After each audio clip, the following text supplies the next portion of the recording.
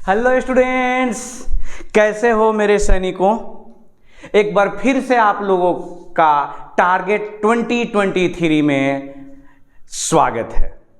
हम लोग इस वीडियो में इलेक्ट्रोकेमिस्ट्री के कुछ महत्वपूर्ण, अत्यंत ही महत्वपूर्ण, जो एक बार नहीं कई बार आप लोग एग्जाम में पूछे जा चुका है, उसी सवालों का डिस्कशन करेंगे, पूरे विस्तार से करेंगे।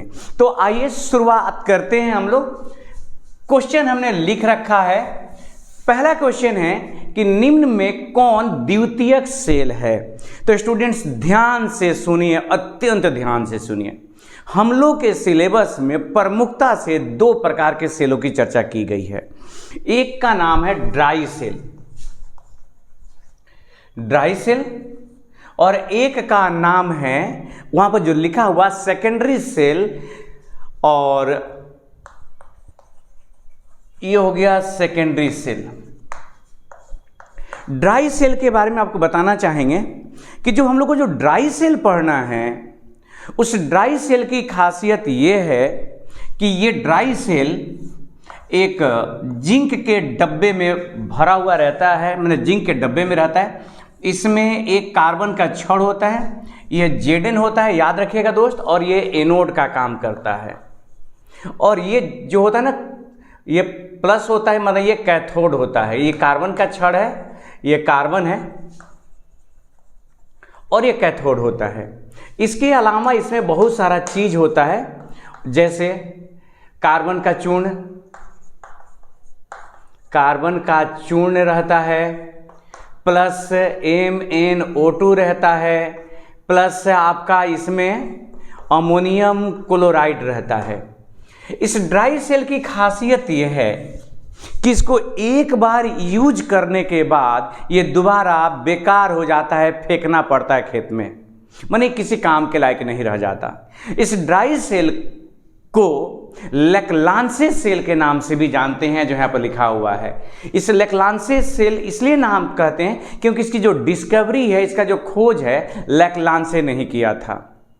तो ये तो कहानी हो गई थोड़ी बहुत संक्षेप में ड्राई सेल की। अब आते हैं सेकेंडरी सेल।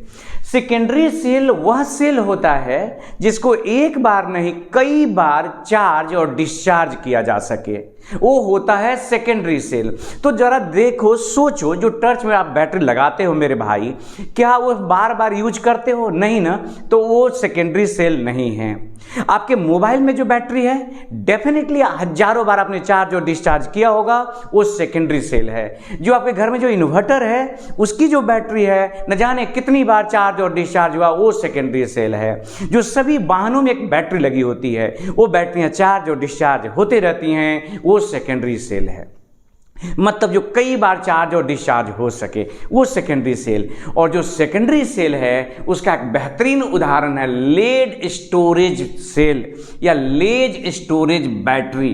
याद रखिएगा, लेड स्टोरेज सेल या लेड स्टोरेज बैटरी। तो दोस्त, इसमें से लेक्लांसे सेल तो ड्राई सेल हो गया, और ये जो lead storage battery secondary cell का एग्जांपल है, और हमें सेकेंडरी सेल का ही चुनाव करना था।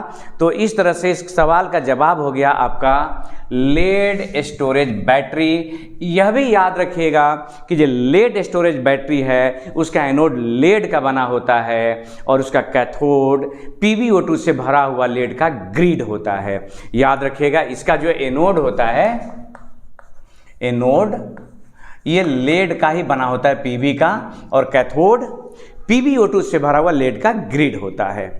अब आइए जा रहा है क्वेश्चन नंबर 2। तो आप समझ गए कि जो द्वितीयक सेल कौन है, तो लेड स्टोरेज बैटरी या लेड संचायक सेल, ये हो गया द्वितीयक सेल का उदाहरण, क्योंकि बार बार चार्ज और बार बार इसको डिस्चार्ज किया जा सकता है। अगर यहाँ आपके मोबाइल की बैटरी होती तो वो भी उदाहरण अगर रहता तो भी सही माना जाता। अब आइए क्वेश्चन नंबर 2 पे आते हैं। गैल्वेनिक सेल का एनोड होता है। दोस्त यहाँ पे एक ट्रिक याद रखिएगा, एकदम डेफिनेटली ट्रिक याद रखिएगा। ये देखिए ट्रिक है, ये तो पहला क्वेश्चन के लिए था, अब दूसरा क्वेश्चन के लिए याद रखिएगा। LOAN, एल का मतलब लेफ्ट, एल का मतलब लेफ्ट, ओ का मतलब ऑक्सीडेशन, ऑक्सीकरण जिसको कहते हैं, ए माने एनोड, ए का मतलब क्या याद रखिएगा, एनोड, और एन मतलब याद रखिएगा नेगेटिव। तो मेरे भाई, मेरे साथी, मेरे दोस्त, मेरे बंधु, मेरे सखा, मेरे बबुआ बचवा, इधर देखो, ये पूछा गया कि गैल्वेनिक सेल का एनोड होता है। तो गैल्वेनिक सेल एक प्रकार का याद रखिएगा कि ये इलेक्ट्रोकेमिकल सेल है, और इलेक्ट्रोकेमिकल कोई भी वैद्युत रासायनिक सेल का एनोड जो होता है नेगेटिव होता है। अब यहाँ कहीं कहीं बच्चों को कंफ्यूजन हो जाती है। तो देखो, वह सेल दो प्रकार का होता है। एक वह सेल जिसके अंदर में केमिकल रिएक्शन होते हैं और करंट प्राप्त होता है। सोचिए, आप जो टच में बैटरी लगाते हैं उसकी क्या खासियत है कि वो अंदर से करंट दे रहा है, और जिसके करंट का बदल है लाइट में। आप जो मोबाइल में बैटरी लगाते हैं उसकी क्या खासियत है, वो अंदर से करंट दे रहा है, जिससे आपका पूरा सिस्टम चल रहा है। आपने जो इन्वर्टर में जो लगाया वो क्या करंट में करंट प्रोड्यूस कर रहा है, जिससे आप वो बाकी काम करते हैं। तो जो करंट प्रोड्यूस करे वो होता है इलेक्ट्रोकेमिकल सेल, और इलेक्ट्रोकेमिकल सेल पे बात लागू होती है। हाँ, एक और सेल होते हैं, उसको बोलते हैं विद्युत विच्छेदन सेल वाला, हम लोग कहते हैं इलेक्ट्रोलाइटिक सेल। उसमें जस्ट इसके अपोजिट होता है। वो क्या होता है कि करंट लेता है, करंट वो लेता है, उसमें ये होती है। तो ये समझ गए आप। इसका मतलब एनोड क्या हो, तो नेगेटिव है। कहाँ है नेगेटिव, तो पहला ही है इसका नेगेटिव हो गया। तो इस तरह से गैल्वेनिक सेल का जो एनोड होगा वो नेगेटिव होगा। मैं उम्मीद कर रहा हूँ आपको समझ आया। अब उसको मिटा रहे हैं ताकि तीसरा सवाल समझा सके। आप स्क्रीनशॉट ले लीजिए।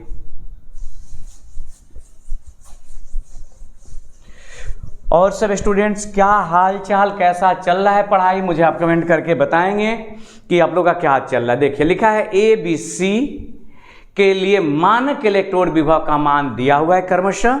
तो मैं लिखना चाहूंगा कि कितना है। क्वेश्चन नंबर ये 3 है। ए का वैल्यू है 0.68 भी, बी का वैल्यू है -2.5 भी, सी का वैल्यू है 0.5 भी, माइनस में सॉरी।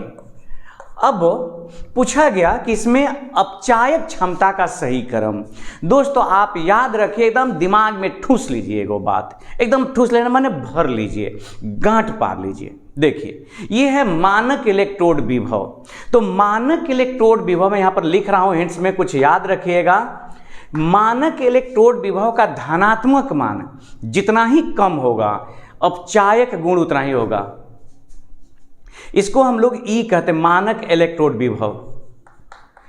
इसको पढ़ लिया हमने, मानक इलेक्ट्रोड विभव का धनात्मक मान जितना क्या होगा, बोलिए, जितना कम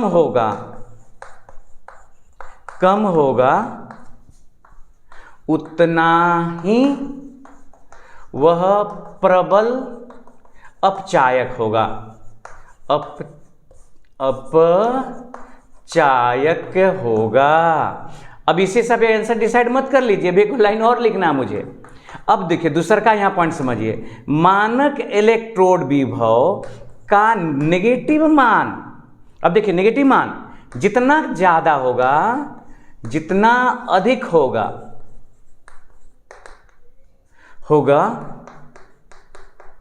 वह उतना ही ये क्या लिख दिया भाई, उतना ही प्रबल क्या होगा, अपचायक होगा, अपचायक होगा। और यह भी याद रखिएगा कि धनात्मक मान के तुलना में ऋणात्मक मान वाला हमेशा ज्यादा प्रबल अपचायक होगा। तो देखिए धनात्मक मान जितना घटता चला जाएगा उतना प्रबल अपचायक होगा, और ऋणात्मक मान जितना बढ़ता चला जाएगा उतना प्रबल अपचायक होगा। और दूसरी चीज कि धनात्मक ऋणात्मक की तुलना करेंगे तो ऋणात्मक मान वाला ज्यादा प्रबल अपचायक होगा। तो भाई ये जरा देखो, तो ये पहले तो धनात्मक है, इनको साइड करिए, इनको सबसे लास्ट में ले जाएंगे, इस धनात्मक सबसे कमजोर होगा। अब इस दोनों में ऋणात्मक मान किसका ज्यादा है, इसका, -2.5, उसके बाद ये। तो सही क्रम जो होगा, सही क्रम सबसे पहले बी, सही क्रम, ठीक है, बी। उसके बाद आ गया कौन, सी, आज सबसे लास्ट में ए। अब ये देखिए कहाँ है, अच्छा ये क्यों किए भाई, तो ये बात रखिएगा, ये खासकर नीचे वाला ऋणात्मक मान जितना ज़्यादा होगा अपचायक गुण उतना ही होगा, तो इस दोनों में बी ज़्यादा प्रबल होगा क्योंकि -2.5 है। उसके बाद ये होगा आपका सी और फिर होगा ए। तो इस तरह से देखिए बी सी ए कहाँ है, बी सी ए किधर गया मेरा भाई, ए हो गया तेरा, अच्छा सॉरी हमें तो लगा ये नहीं है, बी सी ए यहाँ पर है। अच्छा मैं आपको एक क्वेश्चन देना चाहूँगा, आप लोग बनाकर मुझे कमेंट करके बताइएगा। क्वेश्चन यही है कि प्रबल अपचायक कौन है। अच्छा, अपचायक गुण के जस्ट अपोजिट कैरेक्टर होता है आपका ऑक्सीडाइजिंग एजेंट का, मतलब इसको आप बोलते हैं रिड्यूसिंग एजेंट, इसको अंग्रेजी में आप कहते हैं रिड्यूसिंग एजेंट, RA कहते हैं। अब इसका जस्ट अपोजिट नियम होता है ऑक्सीडाइजिंग एजेंट के लिए। तो यहाँ पर देखिए मैं आपको यहाँ कुछ क्वेश्चन दे रहा हूँ, आपको बताना इसमें से प्रबल अपचायक कौन होगा, ठीक है। प्रबल अपचायक कौन होगा, एक ए है -1.35 भी, बी है -2.76 भी, सी है -2.54 भी, और डी है माइनस में ही है एक, मान लीजिए कि 0.46 भी। आपको इसमें बताना है सबसे प्रबल अपचायक कौन है, साथ ही साथ आपको सजा के बताना है कि क्रम, जैसे ये क्वेश्चन है आपके एग्जाम में भी आ सकता है कि सजाइए कि उसके बढ़ते हुए या घटते हुए क्रम में। याद रखिए अपचायक क्षमता का क्रम सजाना है, किसका, अपचायक क्षमता, ठीक है, अपचायक क्षमता का क्रम सजाना है। चलिए स्टूडेंट्स, तो ये क्वेश्चन का कमेंट करके मुझे बताएंगे। आते हैं नेक्स्ट क्वेश्चन, लिखा हुआ है कि क्वेश्चन नंबर 4, अर्धशील अभिक्रिया का मान मानक इलेक्ट्रोड विभव है। एक अच्छा सवाल है, बहुत बेहतरीन सवाल है, उसके लिए आपने उसको नोट कर लिया होगा, पहले मैं मिटाऊंगा फिर बनाऊंगा। तो एक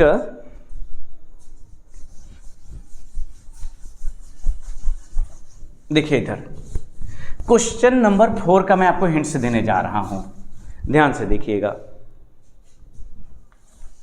ये 4 हो गया स्टूडेंट, मुझे पहले लिखना पड़ेगा। Zn से Zn++ हुआ है और Ea का मान इलेक्ट्रॉन छोड़ देते हैं, ये अपचयन विभव हो गया, ये कितना, तो 0.76 भी, और फिर है एक दूसरा देखिए Fe से हो गया है Fe++, और इसके लिए अपचयन विभव है कितना, तो 0.41 भी है। आपको इन दोनों की सहायता से तो गिवन हो गया, आपको पता लगाना है कि ये देखिए जो Zn है, Zn से ये Fe हुआ ++, और इधर हो गया Zn++, और ये Fe। इसके लिए आपको पता लगाना है कि क्या होगा आपका इस अर्धशील अभिक्रिया का EMF, माने इलेक्ट्रोमोटिव फोर्स, वैद्युत वाहक बल, मतलब आप ई सेल निकाल दीजिए। तो इसके लिए देखिए क्या तरीका हमारे पास, सबसे पहले पता लगाएंगे कि इसमें कौन कैथोड का कार्य कर रहा है, कौन एनोड का। तो उसके लिए फॉर्मूला याद रखिएगा, लोन वाला, LOAN। ऑक्सीडेशन किस पर होगा, एनोड पर होगा, ऑक्सीडेशन होगा एनोड पर। तो देखिए ना ऑक्सीडेशन किसका हो रहा है, यहां पर देखिए ध्यान से 2 इलेक्ट्रॉन लॉस हुआ, Zn से Zn++ हुआ, तो लॉस किया मतलब ये ऑक्सीडेशन हो गया। तो ऑक्सीडेशन होने का मतलब कि भाई साहब ये हो गया एनोड, ये क्या हुआ एनोड, तो जाहिर सा है तब ये क्या हो गया Fe वाला, ये कैथोड हो गया। एक एनोड हुआ तो दूसरा कैथोड होगा ही। अब आपके पास फार्मूला क्या है, फार्मूला है ई नोट सेल निकालने का या ई सेल निकालने का, ई कैथोड, ई नोट कैथोड, ई सेल निकालते हैं, ई कैथोड माइनस ई एनोड। तो कैथोड हमारे पास कौन सी है, Fe है। तो देखिए Fe++ Fe, ठीक है, माइनस ई Zn++ Zn। तो देखिए आपके पास Fe, देखिए आपके पास क्या है, Fe से Fe++ है, लेकिन Fe++ से अगर Fe करिएगा, जो कि यहाँ पर जरूरत है Fe++ से Fe, तो वैल्यू नेगेटिव हो जाएगा। ध्यान रखिए, देखिए यहाँ Fe++ से Fe है और हमको जो वैल्यू दिया गया है वो Fe से Fe++ दिया गया है। ध्यान से समझने की कोशिश करिएगा। इसका मतलब कि जब Fe से Fe++ से Fe करेंगे तो ये वैल्यू नेगेटिव हो जाएगा, तो ये हो जाएगा -0.41 भी, माइनस का चिन्ह ही है। अब देखिए Zn++ से Zn चाहिए, Zn+ से Zn और यहाँ कौन चाहिए, Zn से Zn++ है। तो Zn से जब Zn++ का ये वैल्यू है तो इसका उल्टा जब करिएगा तो ये वैल्यू क्या हो जाएगा, नेगेटिव हो जाएगा। तो -0.76 भी हो गया। इस तरह से -0.41 भी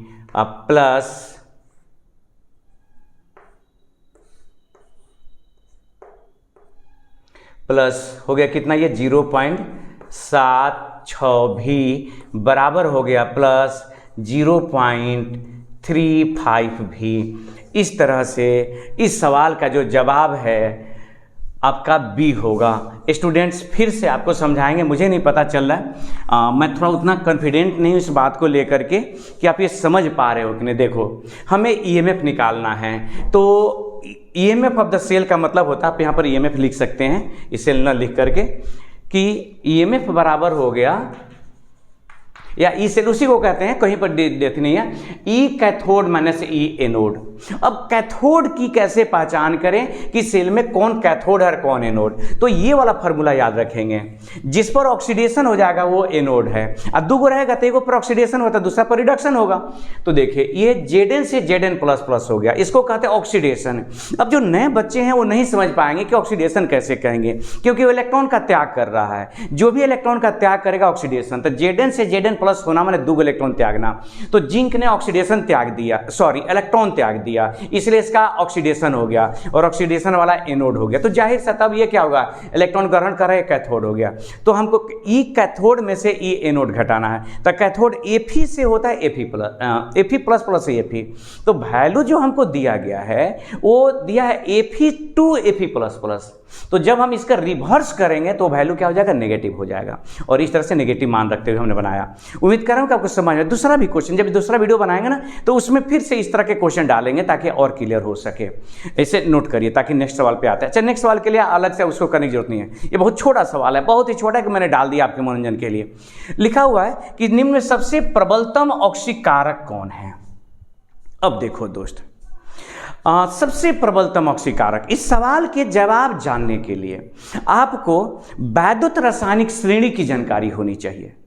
वैद्युत रासायनिक श्रेणी, तो वैद्युत रासायनिक श्रेणी में जब एनसीईआरटी का बुक खोलेंगे आप तो देखेंगे नंबर 1 पर बैठा है भाई साहब वह फ्लोरीन, एकदम पलथी मार के, और लिखा है कि नीचे से जब ऊपर जाते हैं तो ऑक्सीकारक गुण बढ़ता है, और जब ऊपर से नीचे आते हैं तो अपचायक की जो क्षमता है वो बढ़ता है।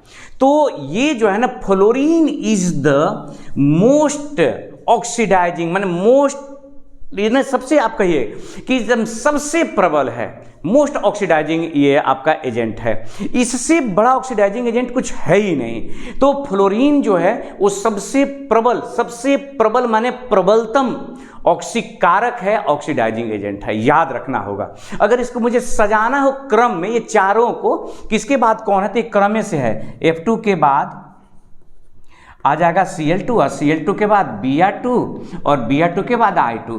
तो दोस्त आपसे यह भी सवाल पूछा जा सकता है कि इन चारों में सबसे पहले तो दुर्बल ऑक्सीकारक कौन है, तो I2 है। अगर इसको हटा दें तो कौन बच गया, क्लोरीन बच गया, उसके बाद ब्रोमीन आयोडीन। ये ऑक्सीकारक क्षमता का गुण है, तो आप इसको नोट करिए। तब तक मैं फिर से कुछ और क्वेश्चन लिखता हूं आपके लिए।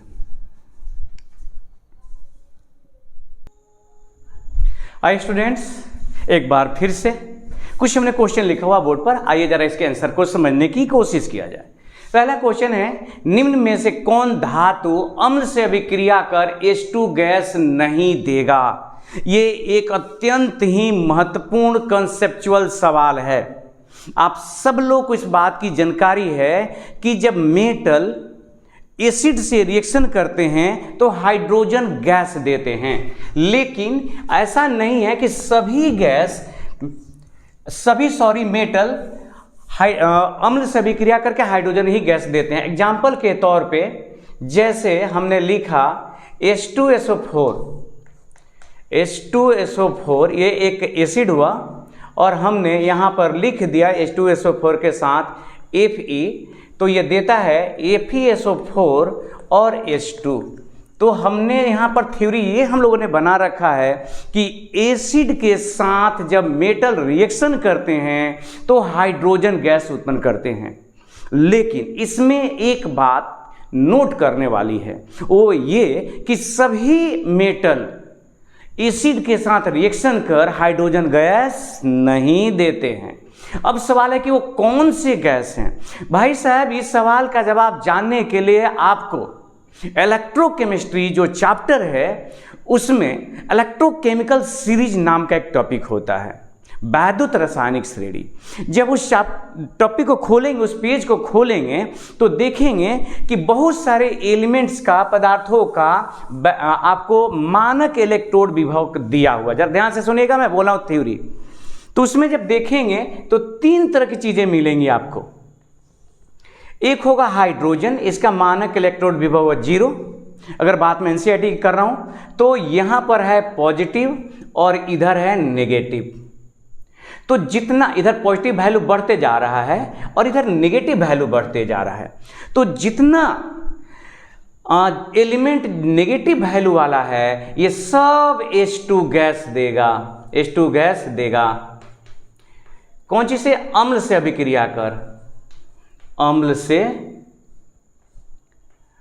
से अभिक्रिया कर। अम्ल से अभिक्रिया करके जितना भी नेगेटिव वाला है सब वो H2 गैस देगा और ये H2 गैस प्रोड्यूस नहीं करेगा। अब ये सवाल है कि हमें कैसे समझ में आए कि किसका मान जो है वैद्युत रासायनिक श्रेणी में धनात्मक है, किसका ऋणात्मक है। तो इसका कोई उपाय नहीं है, आपको याद रखना होगा कि किसका वैल्यू नेगेटिव आता है। हम तो चाहेंगे कि जितने इंपॉर्टेंट है, जैसे आयरन है, कॉपर है, सीसा है, जिंक है, इसका वैल्यू आप याद रखिए, ये बहुत ही जरूरी है। हाँ, एक बात बता दें कि बहुत ज़्यादा रिएक्टिव एलिमेंट जैसे आपके ग्रुप 1 के एलिमेंट हैं, ग्रुप 2 के एलिमेंट हैं, वो सब इसमें हाईली रिएक्टिव होने की वजह से नीचे हैं। और जो कम रिएक्टिव एलिमेंट होते हैं, इसका क्या मतलब हुआ कि ये जो है लोहा हाइड्रोजन के रिस्पेक्ट में ज़्यादा रिएक्टिव है, तो यहाँ से इसको भगा दिया और उसका जगह ले लिया। तो जो एलिमेंट हाइड्रोजन से ज़्यादा रिएक्टिव होगा वो डिस्प्लेस कर देगा।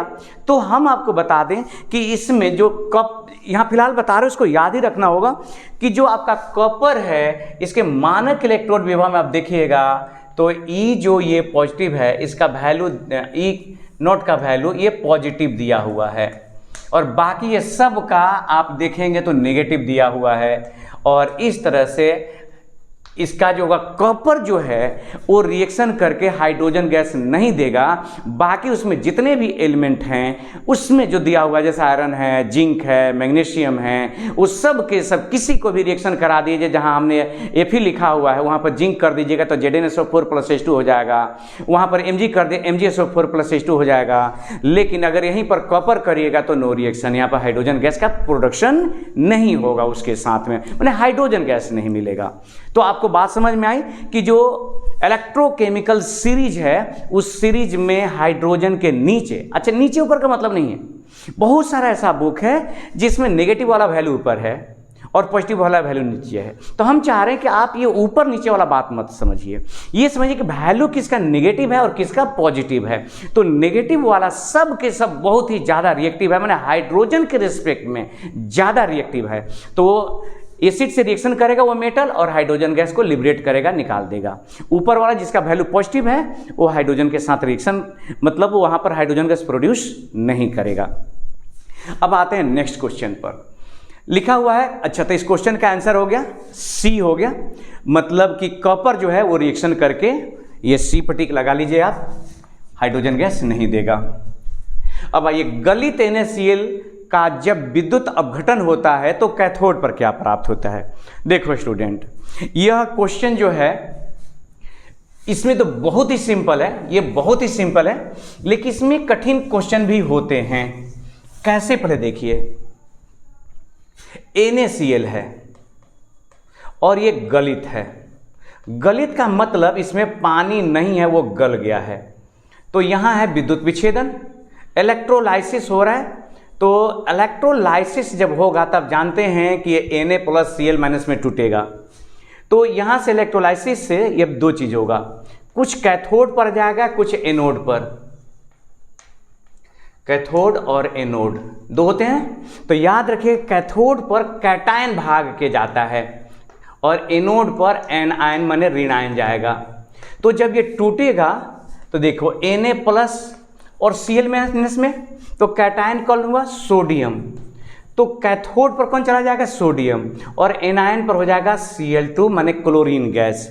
लेकिन हम चाहते हैं कि स्टूडेंट्स आप एक क्वेश्चन का जवाब दें। ध्यान से सुनिए, गलित नहीं, इस बार जलीय NaCl का विद्युत विच्छेदन करने पर, विद्युत विच्छेदन करने पर कैथोड और एनोड पर क्या प्राप्त होगा आपको बताना है। कैथोड और एनोड पर, हालांकि ये क्वेश्चन आपके एग्जाम का ही है। और एनोड पर क्या प्राप्त होगा? एनोड पर क्या प्राप्त होगा? आपको मुझे इस सवाल का जवाब कमेंट करके देना है। ध्यान रखिएगा कि जो क्वेश्चन हमने कहा, हमने जो दिया वो गलित है, मतलब NaCl में पानी नहीं है, वो गला हुआ है। लेकिन जो हम आपको क्वेश्चन जो देने जा रहे हैं उसमें है जलीय NaCl, माने पानी मिला करके NaCl को आपने द्रव बनाया है, तब उसका इलेक्ट्रोलाइसिस कर रहे हैं। तब बताना है कि उसके कैथोड, जब इलेक्ट्रोलाइसिस करिएगा कैथोड और एनोड पर क्या क्या मिलेगा। बात समझ आई? तो आप मुझे कमेंट करके बताइएगा। फिलहाल याद रखिएगा कि अगर कोई भी चीज़ गलित अवस्था में हो, एग्जाम्पल के तौर पर मान लीजिए कि हमने आपको सोडियम ब्रोमाइड ही दे दिया और कहा कि गलित अवस्था में बताइए कि कैथोड पर क्या प्राप्त होगा और एनोड पर क्या प्राप्त होगा। मोल्टेन है माने गलित अवस्था में है, ये भी गलित है, मोल्टेन जिसको कहते हैं, मोल्टेन। तो आपको कैथोड एनोड पर बताना है। चलिए अब नेक्स्ट, ध्यान रखिएगा दोनों सवाल के जवाब चाहिए मुझे आपसे। अब अगला है कि 1 फैराडे आवेश होता है, इसको थोड़ा समझते हैं दोस्त। ये हो गया आपका इस सवाल का जवाब। तो कहाँ प्राप्त करना था जी? कैथोड पर। कैथोड पर कैटायन गया मैंने सोडियम हो गया। चलिए ठीक है, सॉरी, अच्छा दो सोडियम लिखा हुआ है, क्लोरीन है, सोडियम, ओ सॉरी ये सोडियम अमलगम है। सोडियम है कहाँ पर? बी में, माफ करिएगा, ये सोडियम अमलगम चॉइस में है। तो क्वेश्चन नंबर 8 पे आते हैं अब।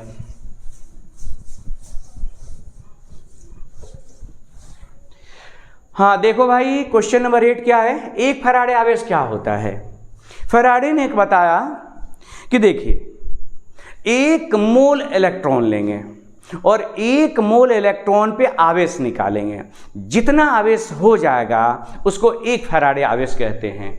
तो 1 इलेक्ट्रॉन का जो आवेश होता है ये होता है 1.6 गुने 10⁻⁻19 कूलम।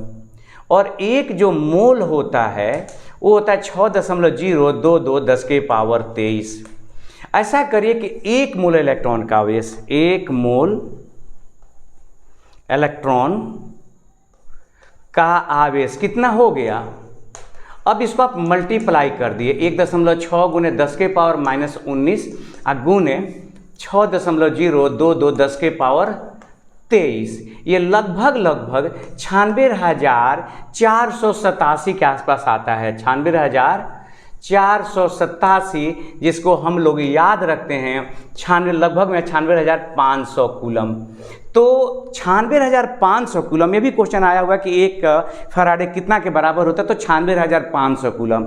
लेकिन वो आया कहाँ से? तो 1 मोल इलेक्ट्रॉन का आवेश होता है। याद रखें स्टूडेंट्स, 1 फैराडे मतलब 1 मोल इलेक्ट्रॉन का आवेश। अगर ये कंसेप्ट दिमाग में बैठा रहेगा तो उस पर जो न्यूमेरिकल सवाल आता है वो बनेगा। 1 मोल इलेक्ट्रॉन के आवेश का नाम होता है 1 फैराडे। और इस तरह से यहाँ पर हो गया 1 फैराडे आवेश हो गया। कहाँ पर? तो देखिए इतना तो है नहीं, सी में 1 मोल इलेक्ट्रॉन का आवेश बी होगा, 1 मोल इलेक्ट्रॉन का आवेश। दूसरा है फैराडे के विद्युत विच्छेदन नियम का सम। अच्छा स्टूडेंट, ये एकदम थ्योरेटिकल क्वेश्चन है, सच पूछिए तो मैं इसको लिखना नहीं चाह रहा था। हम सोच रहे थे आप इसको याद कर लेंगे, लेकिन इतनी बार में तरह तरह के चॉइस दे दे के क्वेश्चन पूछा गया है कि मुझे लगा कि ये इसका जिक्र मुझे आपके साथ करना चाहिए। फैराडे के दो नियम है विद्युत विच्छेदन के, Faraday's first law of electrolysis और Faraday's second law of electrolysis. तो फैराडे के जो विद्युत विच्छेदन का जो दूसरा नियम वो क्या कहता है? वो नियम कहता है, जरा इसको मिटा रहा हूं, ये नियम कहता है, आपको स्क्रीनशॉट लेना तो ले लीजिए। वो नियम कहता है कि डिफरेंट वैद्युत अपघट्ट है, अलग अलग वैद्युत अपघट्ट है। जरा ध्यान से देखिएगा, अलग अलग वैद्युत अपघट्ट है, सबको आपने क्या किया, समान मात्रा की आपने विद्युत धारा प्रवाहित की। तो जितने भी इलेक्ट्रोड हैं, सभी इलेक्ट्रोड पर कुछ न कुछ पदार्थ इकट्ठा होगा। अब इलेक्ट्रोड पर कितना पदार्थ इकट्ठा होगा, इसी को लेकर के ये फैराडे का विद्युत विच्छेदन का नियम है। तो फैराडे के विद्युत विच्छेदन का दूसरा नियम कहता है कि इलेक्ट्रोड पर मुक्त पदार्थ की मात्रा जो वैद्युत अपघट्ट है उसके तुल्यांकी भार के समानुपाती होता है, वो तुल्यांकी भार पर डिपेंड करेगा। याद रखिएगा, एक इलेक्ट्रोवैलेंट जो वेट होता है, तुल्यांकी भार जिसको कहते हैं, तो इलेक्ट्रोड पर मुक्त पदार्थ की जो मात्रा होती है उसका संबंध है तुल्यांकी भार से। तुल्यांकी भार अंग्रेजी में कहते हैं इलेक्ट्रोवैलेंट, इलेक्ट्रोवैलेंट वेट, ये इलेक्ट्रोवैलेंट वेट से, तो तुल्यांकी भार से रिलेटेड है। तो इस तरह से याद रखिएगा कि फैराडे के विद्युत विच्छेदन के नियम का संबंध धनायन से परमाणु से नहीं है, वैद्युत अपघट्ट के तुल्यांकी भार से है। याद रखेंगे, तुल्यांकी भार से, ठीक है। अब आइए नेक्स्ट, हाइड्रोजन ऑक्सीजन किस प्रकार का सेल है? बस एक ऐसे ही मैंने दे दिया। आपको याद होगा अपोलो मिशन, अपोलो मिशन में किस सेल का यूज किया गया था? उसमें H2O2 सेल का यूज किया गया था, अपोलो मिशन, याद है ना?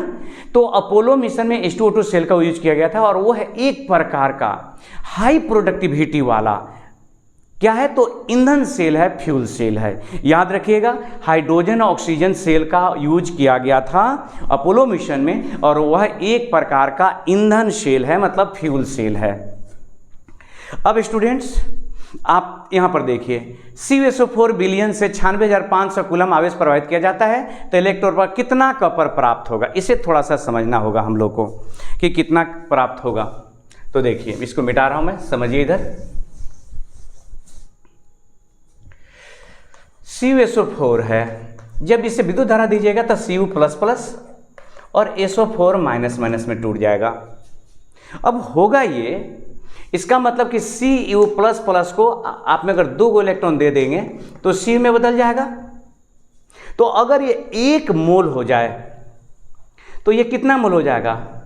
2 मोल, 2 मोल इलेक्ट्रॉन, 2 मोल इलेक्ट्रॉन हो गया। और आपको पता है कि 1 मोल इलेक्ट्रॉन के आवेश को फैराडे कहते हैं, 1 फैराडे। तो ये कितना फैराडे हो जाएगा? 2 फैराडे। तो 2 फैराडे से ये कितना मोल मिल रहा है? 1 मोल है ना। देखिए, CuSO4++ में 2 इलेक्ट्रॉन जोड़े तो Cu हुआ, ये 1 मोल है, यहाँ पर ये 2 मोल हो जाए। अगर ये 1 मोल होगा तो ये 2 मोल हो जाएगा, अगर ये 1 मोल होगा, 1 मोल का मतलब हो गया, 2 मोल का मतलब 2 फैराडे, और इसका मतलब हो जाता कितना? तो 63.5 ग्राम होता है। ये वैल्यू याद रखना होगा, 1 मोल का मतलब। तो जाहिर से है कि 1 फैराडे हमको कितना निकालना है? तो 96,500 से निकालना है। तो 96,500 मैंने कितना फैराडे? 1 फैराडे।